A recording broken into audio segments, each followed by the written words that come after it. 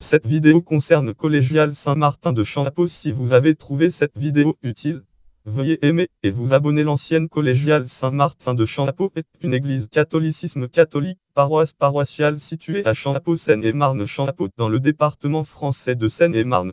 Elle remplace une église abbaye abbatiale plus ancienne, où un chapitre de chanoines, chapitre de 12 chanoines séculiers, était substitué aux religieux au début du S12. Il était placé sous la protection de la liste des évêques, puis archevêque de Paris, évêque de Paris, et entreprend la construction d'une nouvelle église vers 1160. Ses dimensions sont particulièrement imposantes, avec une longueur de unité 65 m. Elle compte parmi les plus grandes églises d'architecture gothique des S12 et S13 en Île-de-France. Ceci explique aussi la lenteur du chantier, qui connaît une interruption entre 1220 et 1270, et l'austérité de l'architecture.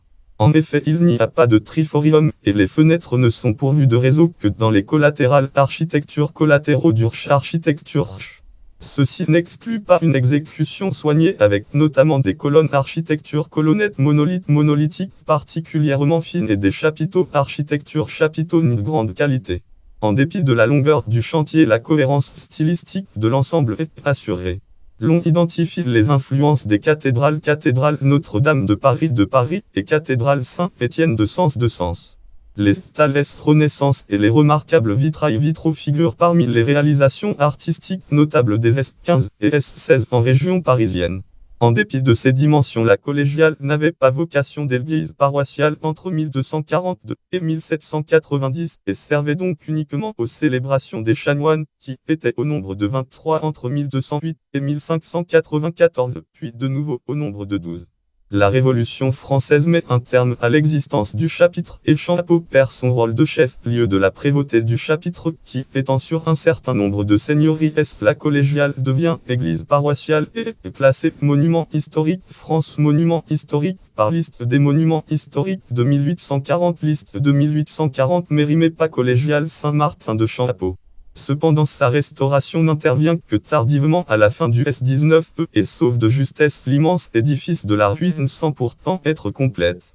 Aujourd'hui, l'ancienne collégiale Saint-Martin est enfin restaurée. Elle conserve sa vocation de lieu de culte du pôle paroissial de Mormant et des messes dominicales continuent d'y être célébrées tout au long de l'année. Historique. Les origines. La collégiale Saint-Martin a eu comme ancêtre une abbaye, ou plutôt un prieuré, qui d'après les chroniques de Saint-Denis aurait été fondé par Phare Abbesse Sainte Phare 600-657. Le monastère aurait été accompagné d'une église consacrée à Saint-Martin de Tours. Par son testament rédigé en 634, Sainte Phare donne effectivement des terres situées à Champ-Apos à l'abbaye de Faremoutier dont elle est la fondatrice. Son père Agnéry, comte de Meaux et maire du Palais, avait possédé l'ensemble des terres de Champ-Apos. À sa mort, il les avait laissées à ses enfants Phare Saint-Pharon. Liste des évêques de Meaux et Valbert de Luxeuil. Saint Valbert, abbé de monastère de Luxeuil. Si ces faits sont incontestables puisque le testament de Sainte Phare est conservé, l'on ne peut plus prouver que Sainte Phare est la fondatrice du prieuré car les archives de l'abbaye de Faremoutier ont été anéanties dans un incendie avant le milieu du S12. Quoi qu'il en soit, l'établissement d'une petite filiale de Faremoutier n'a rien d'invraisemblable. Saint Médéric Saint-Méry atteint une maladie lorsqu'il se rendit à Paris, se serait réfugié dans le monastère de Champ-Apos entre 697 et 700. Peu de temps après, il meurt à Paris. Le monastère existe donc à cette époque. Dans des lettres du pape Benoît VIII, Champ-Apos est qualifié d'abbaye. Au début du S12, cette abbaye se commue en chapitre de chanoines, chapitre dans des circonstances qui restent obscures. Un acte de concession d'une prébende à l'abbaye Saint-Victor de Paris nouvellement fondée de 1133 mentionne un prévôt religion prévôt et un chapitre pour Champ-Apos. Une bulle pontificale des Innocents I de 1138 évoque les prébendes de Champ-Apos, ce qui va également dans le sens collégial, les prébendes individuelles n'existant pas dans les abbayes. En cette même année, l'abbaye Saint-Victor veut faire du chapitre sa filiale, ce qui implique le remplacement des chanoines séculiers par des chanoines réguliers de Saint-Augustin envoyés par l'abbaye parisienne. Elle dispose de l'appui du roi Louis-VI de France. Louis-VI met le chapitre de Paris et l'évêque qui oppose Arves au Favre-Fichot 1858, p. 39. Arves Dufour 2009, p. 1-2. Arves Pleubeuf 1883, réédition p. 407-411. Fichier Champ-Apo 77 collégial Saint-Martin vitrail du doyenné tube doyenne de Champ-Apo vitrail à la fin du collatéral sud d'Urche. Champ-Apo est alors une paroisse qui, avec celle voisine de Saint-Méry-la-Chapelle, Gautier, Seine-et-Marne, la Chapelle et Puquier, forme une exclave du diocèse de Paris au sein de l'archidiocèse de Sens, Auxerre archidiocèse de Sens. Puquier est, à vrai dire, une exclave de l'exclave. L'ensemble a vraisemblablement sa cause dans une donation de plusieurs abbayes dont Champ-Apo par le roi Charles III le simple Aschéric, liste des évêques, puis archevêque de Paris, évêque de Paris de 886 à 911 en compensation des désagréments subis lors des invasions vikings en France, invasion normande.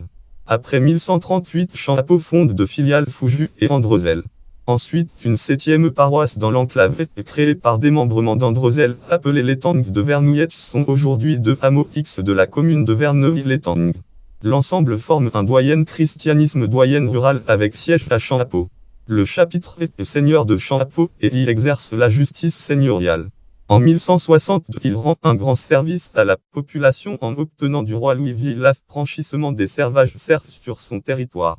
Les chanoines sont au nombre de 12 à cette époque.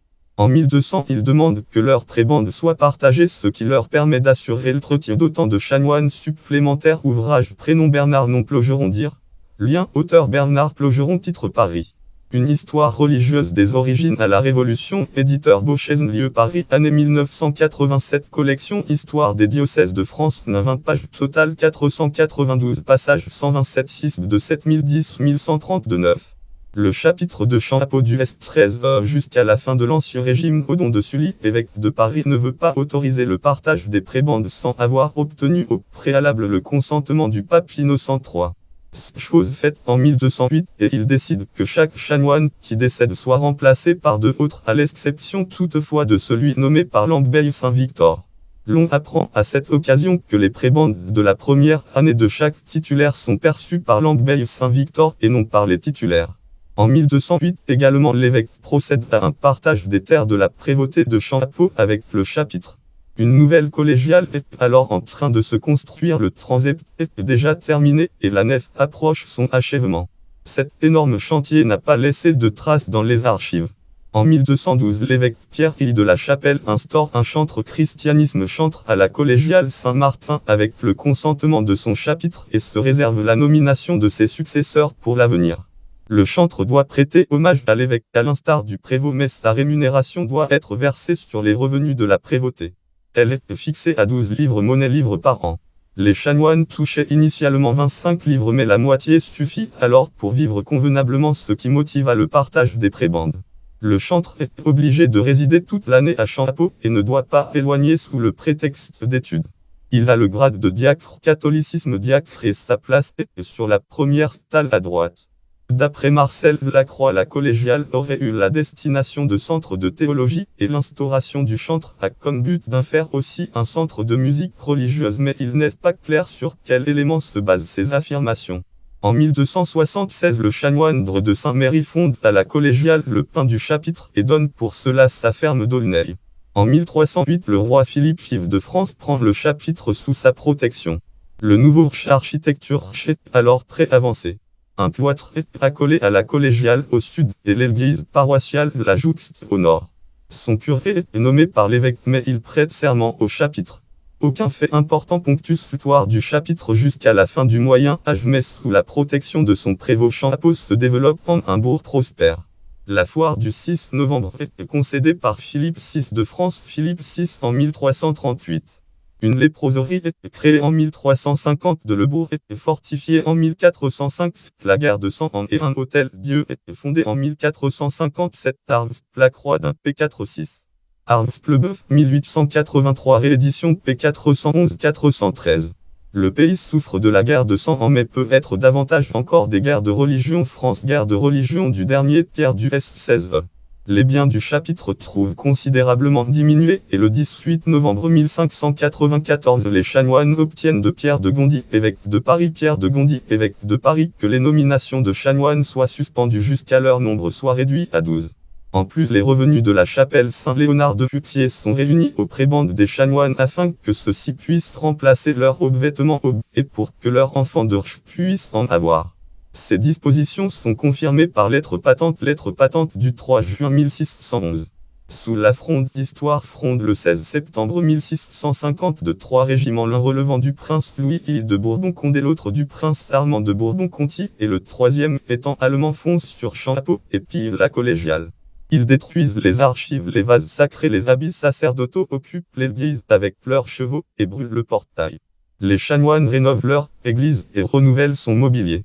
En 1680, ils obtiennent la permission pour supprimer plusieurs autels qui encombraient les arcades et surchargeaient l'intérieur de la collégiale. Le 23 novembre 1683, l'évêque François Harley de Champ-Ap-Vallon émet un règlement au sujet de la discipline et de la gestion du temporel et spirituel temporel. La Révolution française supprime l'ensemble des monastères et chapitres, et il en va de même du chapitre de Champ-Appo en 1790. Celui-ci est, à cette époque, seigneur des bords de Dandy, des Auchamps à la chapelle Gauthier de Fleury, à Courpaleil de Beauregard et de Mont-Saint-Martin, à Crisenoy de Foujus, de Fuquier et de Saint-Méry. Les habitants décident alors de faire de la collégiale leur église paroissiale, ce qui la sauve de la démolition. C'est donc l'église paroissiale bâtie en 1242 avec le consentement du chapitre qui est démoli. La disparition du chapitre et de la prévôté de Champ-Appo enlève au bourg sa fonction de lieu central et réduise considérablement son activité. Arvspo Favre Fichot 1858 p. 40-42. Placement et restauration fichier Champ-Appo 77 collégiale Saint-Martin, façade septentrionale, tube vue depuis le nord-ouest. Fichier Champ-Appo collégiale 9 tube vue intérieure depuis le portail occidental. À l'issue de la période révolutionnaire, la collégiale présente un état de décrépitude sérieux qui nécessite des travaux disproportionnés au regard des ressources de la commune rurale de Champ-Appo. En 1817, la sacristie établie dans le bas-côté sud du rocher est supprimée. En revanche, la mairie est installée dans la première travée du bas-côté sud de la nef en 1825. Les tout premiers travaux de restauration en 1824 portent sur la réparation des vitraux Arvs-Lacroix d'Impé 15. Le baron Ferdinand de Guilhermy qualifie la collégiale de Champ-Appo de l'un des monuments les plus remarquables des environs de Paris. Citation: l'architecture imposante et les dimensions de cet édifice lui donnent une valeur vraiment exceptionnelle et lui ont mérité une place dans la nomenclature officielle des monuments historiques. France, monuments historiques de la France, Arvs de Guilhermy 1883 p3. Ce classement intervient par la liste des monuments historiques de 1840, liste de 1840, et permet d'engager quelques premiers travaux de 1844 à 1849. Ils sont dirigés par l'architecte Pierre-Joseph Garret qui emploie malencontreusement la brique pour les échauguettes de la façade. Garret fait aussi reprendre le couronnement de la tour. Le porche architecture porche engossant la façade est démoli en 1851. Cependant, la première véritable campagne de restauration du bâtiment n'est entreprise que de 1891 à 1905 sous l'égide de l'architecte en chef des monuments historiques Sainte-Anne-Auguste Lousier. Tout l'édifice est révisé. Les voûtes des bas-côtés du rocher et du déambulatoire sont en grande partie rebâties et la plupart des grandes fenêtres sont refaites. Certaines parties de la nef sont également conservées et plusieurs des colonnettes du clocher sont remplacées. En 1896 encore, les vitraux sont dans un état qui fait craindre leur perte à la moindre tempête. J'ai le roi a l'impression qu'ils n'ont jamais bénéficié du moindre entretien. Les plombs sont défectueux et les amateurs d'art malhonnêtes se servent pour enrichir leur collection. Arvs, le roi 1896 p. 103. Marcel Lacroix note ses impressions en 1946. Citation: la collégiale, abandonnée par ses doctes occupants bien que servant d'église paroissiale, est enfoncée dans le silence et dans l'oubli. Son grand vaisseau désert résonne étrangement sous le pas du visite.